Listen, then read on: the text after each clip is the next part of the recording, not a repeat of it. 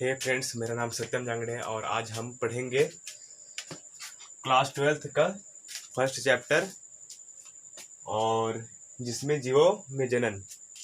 तो हम जीवो में जनन देखेंगे जो हमारे नीट क्लास के लिए नीट के लिए बहुत ही एक महत्वपूर्ण चैप्टर है और इसमें से 4 से लेके 5 क्वेश्चन पूछे जाते हैं। 4 से 5 से क्वेश्चन पूछे जाते हैं। तो बेसिकली इसमें हम देखते हैं कि जनन क्या है, जनन क्या है, जनन के प्रकार, जनन के प्रकार। तो पहला हम लोग देखते हैं कि जनन क्या है। तो जनन किसे कहते हैं, क्या है? तो जीवों का मुख्य लक्षण, जीवों का मुख्य लक्षण जिसके द्वारा वे अपनी जैसी संतति को जन्म देते हैं उसे जनन कहते हैं। तो आई होप समझ आ गया होगा आपको कि जनन क्या है। तो जीवों का मुख्य लक्षण, जीवों का मुख्य लक्षण जिसके द्वारा वे अपने जैसी संतति को जन्म देते हैं। अब हम देखेंगे जनन के प्रकार। जनन के प्रकार। तो जनन 2 प्रकार के होते हैं। तो जनन मुख्यतः 2 प्रकार के होते हैं। एक लैंगिक जनन,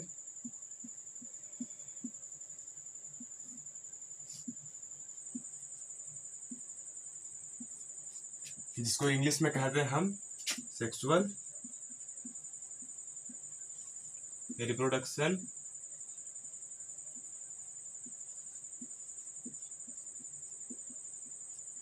और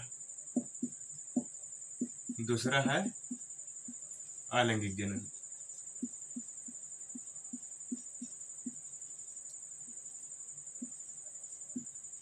अलैंगिक जनन, असेक्सुअल रिप्रोडक्शन।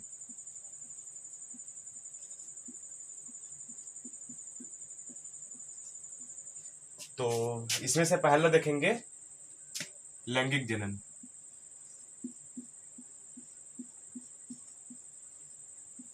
लैंगिक जनन। तो लैंगिक जनन क्या है, इसका परिभाषा। तो लैंगिक जनन 2 जीव नर और मादा युग्मकों का संलयन होता है, इसे हम लैंगिक जनन कहते हैं। तो इसमें आगे हम देखते हैं 2 जीव नर और मादा युग्मकों का संलयन होता है। तो जिसमें से नर और मादा युग्मक, नर युग्मक से आएगा नर युग्मक,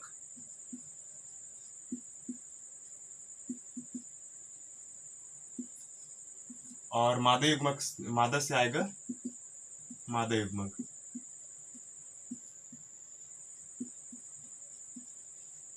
तो नर युग्मक को कहते हैं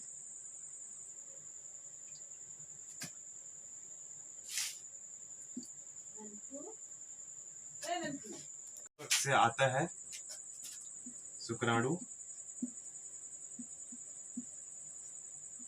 और मादा युग्मक से आता है अंडाणु। तो जब ये दोनों मिलते हैं तो युग्मनज का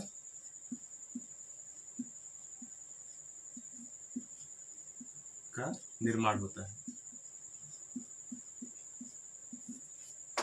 तो लैंगिक जनन, तो 2 जीव नर और मादा युग्मकों का संलयन होता है, तो उसे हम लैंगिक जनन कहते हैं। और इसमें युग्मनज जायगोट का निर्माण होता है। तो इतना हो गया। और इसमें 2 जीव भाग लेते हैं, एक नर और मादा। हम देखेंगे अलैंगिक जनन। तो अलैंगिक जनन किसे कहते हैं? तो संतति उत्पत्ति एकल जनक द्वारा युग्मक निर्माण की भागीदारी अथवा अनुपस्थिति में यह जनन होता है, उसे अलैंगिक जनन कहते हैं। तो अलैंगिक जनन क्या है, तो संतति उत्पत्ति एकल जनक द्वारा युग्मक निर्माण की भागीदारी अथवा अनुपस्थिति में होता है, उसे हम अलैंगिक जनन कहते हैं। तो अलैंगिक जनन में एक ही जीव भाग लेता है, एक ही जीव भाग लेता है। और अलैंगिक जनन की जो इकाई है, प्रजनक इकाई है कलिका, शरीर और खंड, इसकी इकाई है। इसमें युग्मक का निर्माण या जाइगोट का निर्माण नहीं होता है, तथा इसमें युग्मक का निर्माण नहीं होता तो युग्मक का संलयन भी नहीं होता है। और इसमें प्रजनन में समसूत्री विभाजन होता है, जबकि लैंगिक जनन में समसूत्री और अर्धसूत्री दोनों विभाजन होता है। संतान आनुवंशिक रूप से जनक के समान होता है। अलैंगिक जनन में संतान आनुवंशिक रूप से जनक के समान होता है, जिसमें आकार की और शारीरिक रूप से तथा आनुवंशिक रूप से यह जनक के समान होता है। तो आनुवंशिक, शारीरिक और आनुवंशिक रूप से जनक के समान होने के लिए एक शब्द का प्रयोग किया गया है, जिसका नाम है क्लोन, जिसे हम क्लोन से भी रिप्रेजेंट कर सकते हैं। अब इसमें विकास की कम संभावना रहती है, क्योंकि अब यह पूर्ण रूप से आनुवंशिक रूप से जनक के समान होता है। तो अलैंगिक जनन क्या है, तो संतति उत्पन्न एकल जनक द्वारा युग्मक निर्माण की भागीदारी अथवा अनुपस्थिति में यह जनन होता है। क्योंकि इसमें एक ही जीव भाग लेता है, तो इसके प्रजनक इकाई क्या होगी, कलिका, शरीर व खंड। तो इसमें जाइगोट का निर्माण नहीं होता, युग्मक संलयन नहीं होता, प्रजनन समसूत्री विभाजन द्वारा होता है, तथा संतान आनुवंशिक रूप से जनक के समान होता है और विकास की कम संभावना रहती है। तो आपको समझ में आ गया होगा। अब इसका अगला टॉपिक हम अगले वीडियो में डालेंगे। ठीक है, धन्यवाद।